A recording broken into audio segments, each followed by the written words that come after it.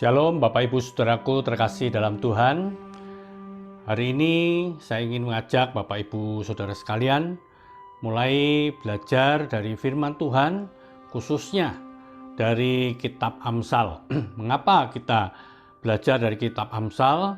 Kita akan melihat tujuan-tujuannya, kita akan lihat banyak hal yang bisa kita dapatkan sehingga kita bisa menjadikan sebagai pedoman dalam kehidupan kita. Sebenarnya seluruh Alkitab kita bisa pelajari, kita sudah boleh baca dan kita juga boleh menerapkan dalam kehidupan. Tapi mulai hari ini saya ingin mengajak Bapak Ibu Saudara sekalian untuk belajar secara khusus melalui Amsal ini, karena Amsal ini adalah sebuah kitab yang sangat spesial juga karena ditulis oleh orang yang sangat luar biasa, yaitu oleh Raja Salomo. Nah, mari kita akan perhatikan mulai dari pasal yang pertama. Ya. Dari pasal pertama kita akan melihat dari ayat 1 sampai ayat 7 sebagai pendahuluan daripada kitab ini. Nah, ayat 1 sampai 7 ini disebut sebagai tujuan dari Amsal ini. Tujuannya apa? Ya. Kita lihat dari ayat 1 katakan Amsal ini adalah Amsal-Amsal Salomo bin Daud Raja Israel. Artinya apa? Artinya ditulis oleh Raja Salomo yang adalah putra dari Daud sebagai Raja Israel. Nah, tujuan dari Amsal ini apa saja?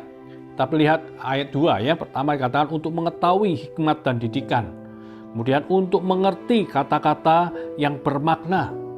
Ayat 3, untuk menerima didikan yang menjadikan pandai, menjadikan serta kebenaran, keadilan, dan kejujuran. Ayat 4, untuk memberikan kecerdasan kepada orang yang tak berpengalaman, dan pengetahuan serta kebijaksanaan kepada orang muda. Kemudian juga di dalam ayat 6 dikatakan untuk mengerti amsal dan ibarat, perkataan dan teka-teki orang bijak. Ya, itulah tujuan-tujuan dari Amsal ini, sangat luar biasa sekali, begitu banyak sekali manfaat yang kita dapatkan. Tapi kalau kita baca seperti ini kelihatannya kita bingung apa sih maksudnya itu. Maka itu saya akan mengajak kita juga melihat dari versi yang lain, ya, versi bahasa Indonesia sehari-hari. Kalau Bapak Ibu Saudara bisa memakai atau membaca Alkitab dalam bahasa lain atau bahasa Mandarin, ya, kita bisa lihat diperbandingkan, akan saling mengisi satu dengan yang lain, atau bahasa Inggris, ya, dan lebih-lebih kalau ada yang bisa mengerti dalam bahasa aslinya yaitu bahasa Ibrani untuk perjanjian lama. Tapi kalau enggak, kita bisa pakai versi yang lain aja, yaitu versi bahasa Indonesia sehari-hari. Maka itu kalau saya lihat ya dari versi sehari-hari katakan ayat 1 sampai 7 itu adalah nilai, ya, nilai petuah-petuah Salomo.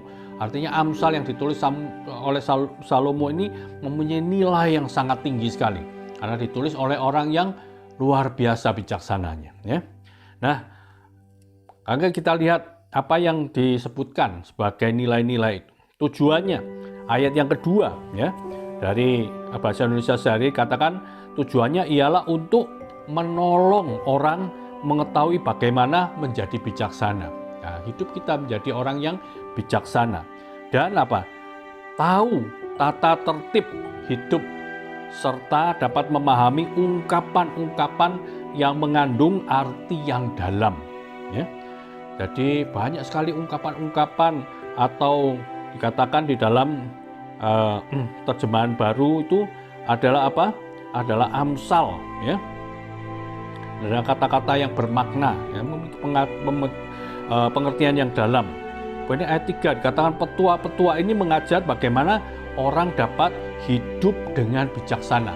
Jadi kita boleh hidup dengan bijaksana, ya. Hidup menjadi orang yang jujur, hidup dengan menjadi orang yang memiliki keadilan. Kemudian juga apa? Kita boleh berjalan atau hidup di dalam kebenaran seperti katakan dalam ayat 3 ini. Jadi hidup kita adalah hidup yang luar biasa, adalah orang-orang yang memiliki kebijaksanaan, kejujuran, keadilan, dan kebenaran. Dan itu dikatakan kepada siapa? yaitu kepada orang yang tidak berpengalaman, ya. Itu diajarkan sehingga mempunyai pikiran yang tajam. Kemudian orang muda diajarkan menjadi orang yang pandai dan dapat berpikir secara dewasa. Ya. Bahkan untuk orang-orang bijak pun itu akan bertambah pengetahuannya. Dan orang yang berpendidikan akan mendapat bimbingan. Ya. Nah, luar biasa sekali. Siapapun juga membutuhkan Amsal ini. Yang lebih utama dikatakan ayat 7. Ya.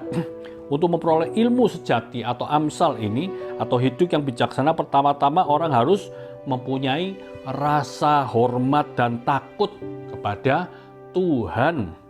Nah, ya. Jadi katakan di dalam terjemahan baru itu adalah takut akan Tuhan adalah permulaan pengetahuan. Kita harus menghormati dan memiliki rasa takut kepada Tuhan. Banyak orang tidak menghormati. Seperti dikatakan, Pak, orang bodoh tidak menghargai hikmat dan tidak mau diajar. Kita tidak mau kan jadi orang bodoh. Kita mau jadi orang bijaksana. Maka itu mari kita nanti belajar lebih dalam lagi tentang Amsal ini. Ya, Tuhan menolong kita. Untuk Morning Bright berikutnya kita akan baca satu demi satu apa yang diungkapkan oleh Salomo di sini. Tuhan memberkati kita semuanya. Amin. Morning Bright, let your light be bright in Christ.